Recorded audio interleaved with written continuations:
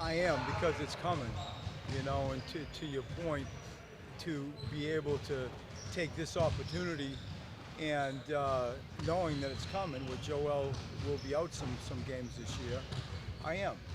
Yeah, I am. And what it does is, excuse me, it moves.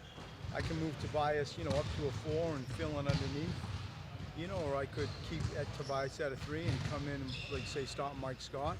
I'll figure out what I'm doing, but your point is true, and the ripple effects that makes me have to figure out are also interesting.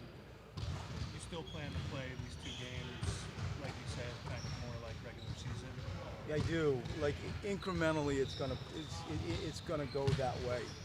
Um, but yes, Rich, like, I think you're gonna start seeing us. We put in a little bit more stuff, and we're gonna start ramping it up.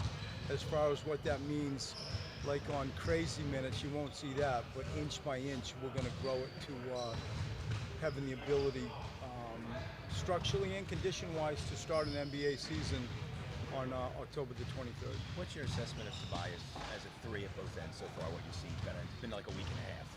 Well, the thing that was most on my mind was watching him defend threes, and I think he's been great.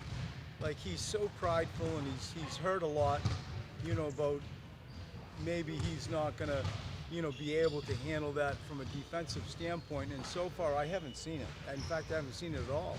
He's been one of our better defensive players, and he's committed on staying down. I call it leveling balls. Like, he's not getting blown by. He's leveling drivers out in a great way. I think his stance and his kick leg, his fundamentals, where he's kicking that leg out and sitting down and keeping the game in front of him, has been great. And he lifted it and worked at it all summer, and that's the most significant thing on my mind when you're saying, like, 4-3-3-4. We get what he is at a 4. The judgment day is what's he at, like, at a 3. And I think defensively he's been good so far, very good so far. Fred, in your mind, do you have like a minutes total for the starters, or are you just going to play by feel? I'm going to extend, like, usually you're kind of normal rotations, depending on if I try to give Raul a shot or Trey a shot. And whoever inherits that slot, I try to play him in a way that you might play him in an NBA game, then shut shop at about the 6 minutes of the third period, and then you sort of just go with it.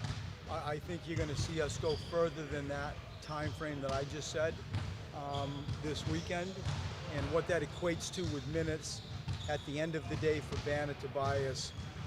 I don't have a specific number to share with you all right now.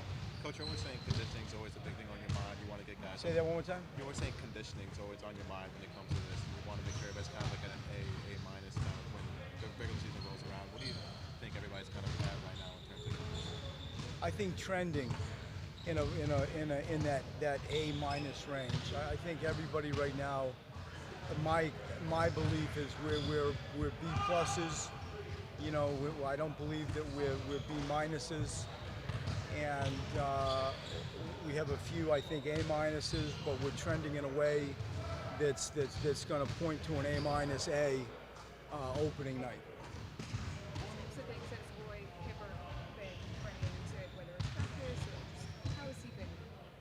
I mean, think about it. Like, you got an NBA All-Star as a development coach, and to have Joel as an example look across and see eye to eye with somebody and not, roll out sort of shorter guys that are trying to guard him, or even levels of conversation that Roy can share with Joel of his own experience as an NBA post player and an all-star at that.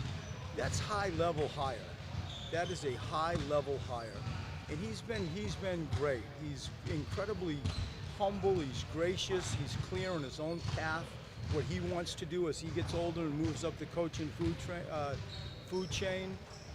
And I just think he's been an incredibly beneficial hire. I think he's really gifted.